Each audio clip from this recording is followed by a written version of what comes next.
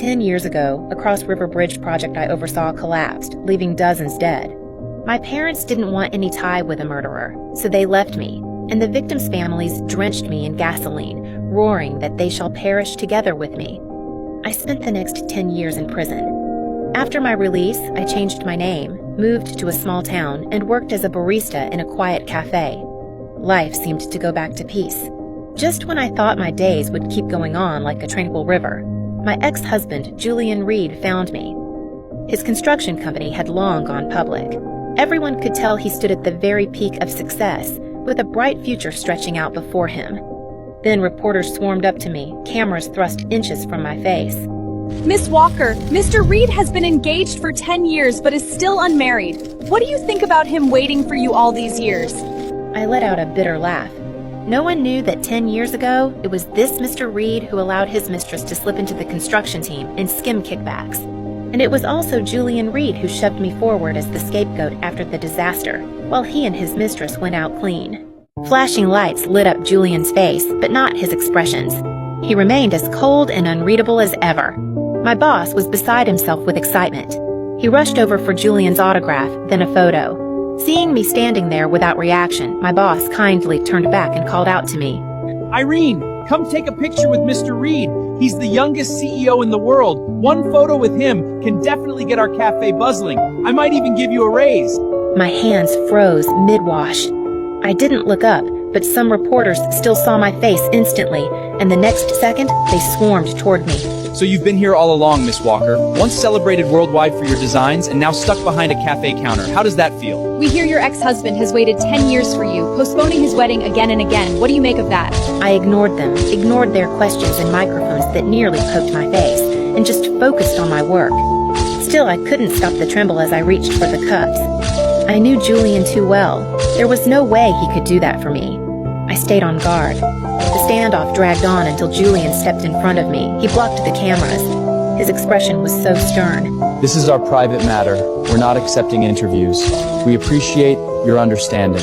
Then he turned to me, his gaze deep and complicated. Irene. He paused, as if he had so much to say, and in the end, only said one thing. Long time no see. His voice seemed to come from the past, and my hand quivered beyond control. Clatter. A coffee cup hit the floor and shattered. Flying shards cut into my skin. Blood dripped from my fingertips. Julian grabbed my hand instinctively, frowned as if he cared. Are you all right? I pulled away at once and apologized to my boss in a rush. Alan, I'm so sorry. I'll clean it up. Just charge it to my pay. Before Alan could even respond, a bright, cheerful voice came from the doorway. Julian, what are you doing here? I didn't refuse Julian's card. Or rather, I accepted it politely like I would for any customer, but that's all. I didn't believe he just came for me, and I didn't expect to see him again. Then, 3 days later...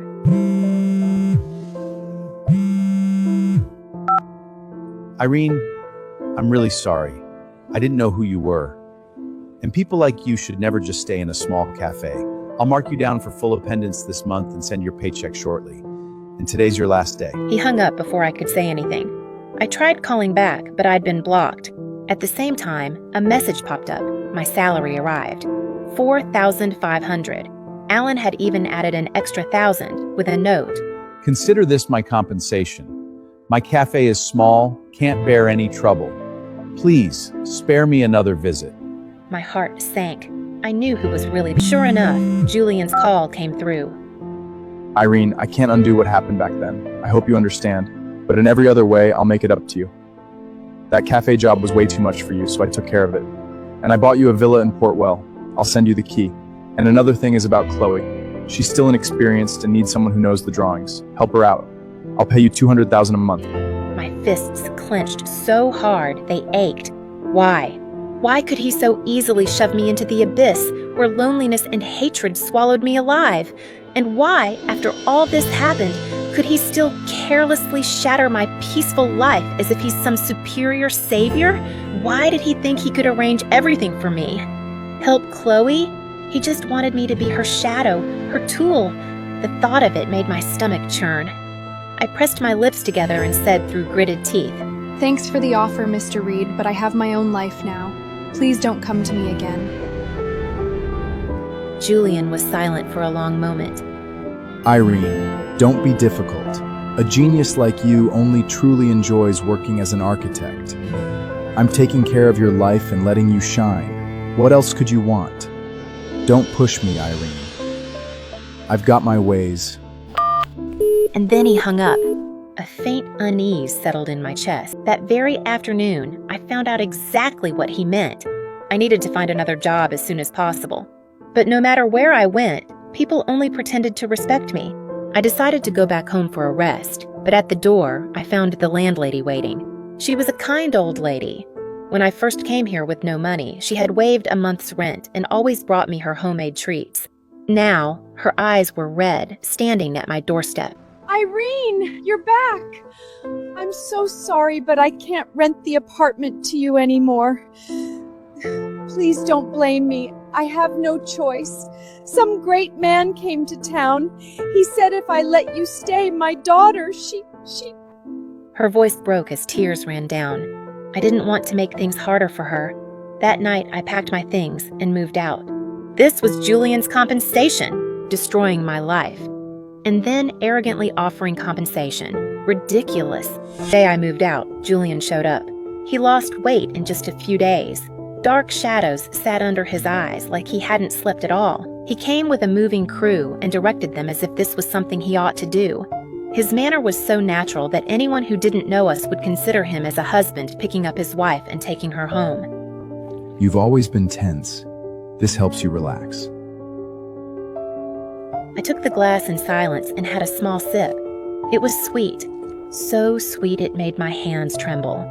So this must be a part of his compensation. It tasted like heaven, but could drag me down to hell in the next second. I set the glass down. Mr. Reed, what happened before is over. If you really wanted to make up for it, you shouldn't have shown up uninvited. He froze for a moment, a flicker of disappointment crossing his eyes before he masked it. Don't keep pushing it. I know what you feel. This is just the first step. I'll soon find someone to claim the fall and clear your name. I know you don't like Chloe. I'll keep her out of sight. For now, just rest. His tone was gentle, but the message was clear. I wasn't being offered a choice. He wanted control. Absolute control! And Chloe was never going to stay out of sight. The very day I moved in, Julian had barely arrived when she stormed